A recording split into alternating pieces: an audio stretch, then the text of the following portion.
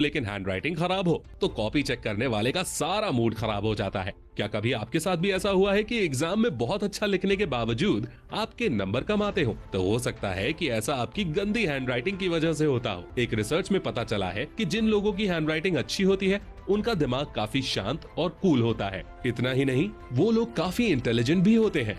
तो दोस्तों, अगर आपकी हैंडराइटिंग अच्छी नहीं है तो आपको परेशान होने की जरूरत नहीं, क्योंकि आज का ये वीडियो सिर्फ आपके लिए ही है। आज के इस वीडियो में हम जानने वाले हैं कि हैंडराइटिंग कैसे सही करें और कम से कम समय में इसे और ज्यादा कैसे इंप्रूव करें। तो दोस्तों, आज फिर जबरदस्त वैल्यू ऐड करेंगे आपकी लाइफ में। So let's begin.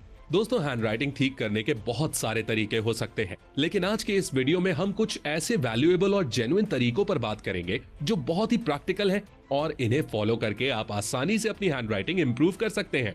हैंडराइटिंग से रिलेटेड हमने बहुत सारे एग्जामिनर और कॉपी चेक करने वाले टीचर्स से बात की, और कॉपी चेक करने वाले कई टीचर्स से बात करने के बाद ये पता चला है कि जब भी वो लोग बच्चों की कॉपीज चेक करते हैं तो पहले पेज का इंप्रेशन सबसे खास होता है। कई टीचर्स ने तो यहाँ तक बोल दिया कि जब वो लोग बच्चों की कॉपी चेक करते हैं और कॉपी में बहुत गंदी हैंडराइटिंग होती है तो उन लोगों के दिमाग में पहला ख्याल यही आता है कि जरूर स्टूडेंट को कुछ आता जाता नहीं है। वहीं अगर हैंडराइटिंग बहुत अच्छी होती है तो टीचर के दिमाग में पॉजिटिव इंप्रेशन पड़ता है और इसका सीधा बेनिफिट बच्चों को मिलता है, क्योंकि टीचर पॉजिटिव तरीके से कॉपी चेक करता है और छोटी मोटी गलतियों को इग्नोर कर देता है। इसीलिए बच्चों के मार्क्स काफी अच्छे आ जाते हैं। तो दोस्तों, अगर आपकी हैंडराइटिंग काफी अच्छी है तो आप बहुत लकी हैं, लेकिन अगर आपकी हैंडराइटिंग अच्छी नहीं है तो टेंशन लेने का नहीं, आखिर हम किस दिन काम आएंगे। तो आइए अब हम जानते हैं कि हैंडराइटिंग कैसे सुधारें। Tip number 8। सबसे पहले हमें लिखते टाइम अपने बैठने के तरीके को सुधारना है, क्योंकि अगर हम सही पोजीशन में बैठकर नहीं लिखते हैं तो इससे हमारे लिखने पर इफेक्ट पड़ता है और हमारी हैंडराइटिंग अच्छी नहीं बन पाती है। अगर हमारी बैठने की पोजीशन सही है तो हम अच्छी हैंडराइटिंग बना सकते हैं। इसीलिए जब भी आप कुछ लिखें तो पूरा कंफर्टेबल होकर ही लिखें। हम लोग अक्सर देखते हैं कि कई लोग कॉपी को टेढ़ा करके लिखते हैं, ऐसे में उनकी हैंडराइटिंग भी टेढ़ी हो जाती है। और कई लोग तो ऐसे भी होते हैं जो टेबल के ऊपर सिर रख कर लिखते हैं। अब आप खुद बताइए, अगर कोई बंदा टेबल के ऊपर सिर रखकर और गर्दन को झुकाकर लिखेगा तो उसकी हैंडराइटिंग भला कहाँ तक अच्छी आएगी। इसलिए आपको ऐसी गलती बिल्कुल भी नहीं करनी है और लिखते समय एक सही पोजीशन में बैठना है। हमारी पोजीशन कुछ इस तरह होनी चाहिए जिससे लिखते समय हम बिल्कुल कंफर्टेबल महसूस करें।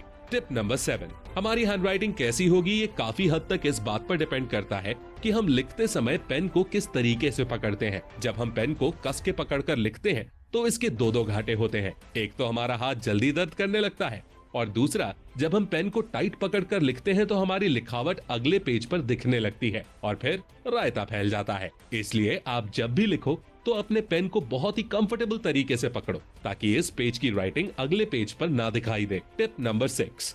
आपने अक्सर सुना होगा कि किसी काम को जल्दी में नहीं करना चाहिए। ठीक उसी तरह दोस्तों, जब हम स्पीड में लिखते हैं तो हमारी हैंडराइटिंग बहुत ही गंदी दिखाई देती है और किसी को समझ में नहीं आती है। इसीलिए हमें हमेशा धीरे धीरे लिखना चाहिए ताकि हमारी हैंडराइटिंग अच्छी दिखे और दूसरों को समझ में भी आए। एक बार जब आपकी हैंडराइटिंग काफी आने लगे तो आप धीरे धीरे स्पीड बढ़ा सकते हैं। Tip number 5। इस टिप के बारे में शायद ही आपने पहले कभी सुना हो। दरअसल जब हम लिखते हैं तो हम केवल अपने पंजों का ही यूज करते हैं, जिससे हमारे हाथों में जल्दी दर्द होने लगता है और हमारी हैंडराइटिंग अच्छी नहीं बन पाती है। तो अब हमें ऐसा नहीं करना है। अब हमें लिखते टाइम अपने पूरे हाथ को मूव करते हुए लिखना है, जिससे कि हमारे हाथ में दर्द भी नहीं होगा और हम साफ साफ और देर तक लिख भी पाएंगे। इसे ट्राई करके देखिए, आपको जबरदस्त फायदा होगा। Tip number 4। हम अगले पॉइंट पर बात करें उससे पहले मैं आपसे एक सवाल पूछना चाहता हूँ। इमेजिन कीजिए किसी कमरे के अंदर बहुत सारी बॉल्स डली हुई हैं, जो इधर उधर बिखरी हुई हैं। वहीं दूसरी तरफ बगल वाले कमरे में बहुत सारी बॉल्स हैं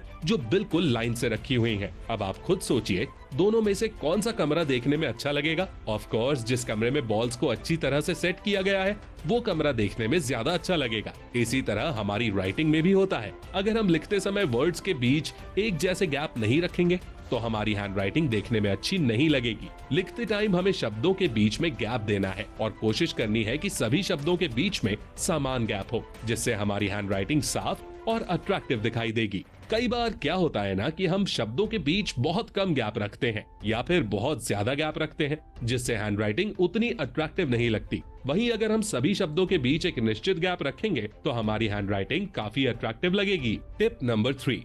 दोस्तों, जिस तरह साफ पानी में सब कुछ साफ साफ दिखाई देता है, ठीक उसी तरह राइटिंग में भी होता है। अगर हमारा पेज बिल्कुल साफ साफ होगा तो राइटिंग भी साफ साफ दिखाई देगी। वहीं अगर हमारा पेज गंदा होगा तो फिर कितना भी अच्छा लिख लो, वो मजा नहीं आएगा।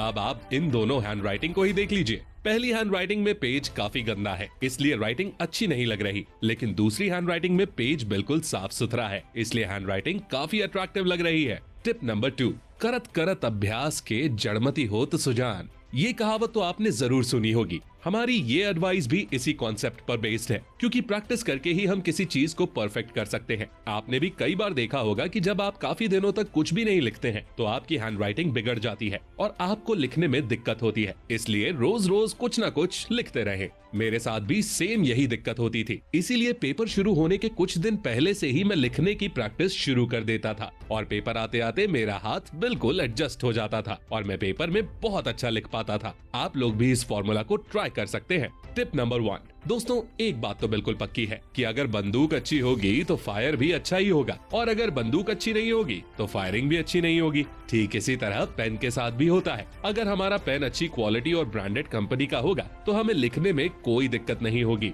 वहीं अगर हम कोई सस्ता या घटिया पेन यूज करेंगे तो फिर हैंड राइटिंग खराब होना तो बनता है। इसीलिए लिखते समय, खासकर पेपर में लिखते समय, हमेशा अच्छी क्वालिटी के पेन को यूज करना चाहिए। और कई बार ऐसा भी होता है कि अलग अलग लोगों की अलग अलग चॉइसेस होती हैं। जैसे कुछ लोगों को मोटे पेन से लिखना पसंद होता है, वहीं कुछ लोगों को पतले पेन से लिखना पसंद होता है। इसीलिए आप जिस तरह के पेन से लिखने में कंफर्टेबल हो, हमेशा उसी पेन का यूज करें। फिर देखिए क्या गजब की राइटिंग आती है। अभी तक हमने वीडियो में जो कुछ भी सीखा, अगर उसे अप्लाई करना हो तो हम पेन चूज करने से शुरुआत कर सकते हैं। सबसे पहले अपना मनपसंद पेन चूज कर लो और फिर लिखने के लिए एक साफ सुथरा पेज खरीद लो। देन लिखना स्टार्ट कर दो। लिखने से पहले सही पोजीशन में बैठ जाओ और लिखते समय हमेशा इस चीज पर फोकस करो कि शब्दों के बीच बराबर गैप हो और हमारा पेन पकड़ने का एंगल सही हो। और दोस्तों, जब भी लिखना स्टार्ट करो तो शुरुआत हमेशा धीरे धीरे ही करो। एक बार जब आपकी प्रैक्टिस बन जाएगी तो फिर आप दनादन लिखने लगोगे और आपकी हैंड राइटिंग काफी इंप्रूव हो जाएगी। और दोस्तों, जाते जाते आपको एक बात बताना तो भूल ही गया। कई बार क्या होता है कि बहुत सारे स्टूडेंट अच्छा लिखते हैं और उनकी हैंड राइटिंग भी काफी अच्छी होती है, लेकिन पेन से निकलने वाली हल्की हल्की स्याही पेज पर लगती रहती है और पूरे पेज पर डॉट डॉट बन जाते हैं, जिससे हैंड राइटिंग काफी बिगड़ जाती है। इसीलिए पेपर में लिखते समय हमेशा एक छोटा सा कपड़ा या रुमाल का टुकड़ा अपने पास रखें और समय समय पर पेन की निब को साफ करते रहें। दोस्तों, इस वीडियो की मदद से हमने आपकी लाइफ में अच्छी हैंड राइटिंग नाम की एक बहुत ही वैल्यूएबल चीज ऐड की है और बदले में हमें आपसे ज्यादा कुछ नहीं, बस एक लाइक चाहिए। इतना तो बनता ही है दोस्तों। हमारे साथ अंत तक बने रहने के लिए बहुत बहुत शुक्रिया।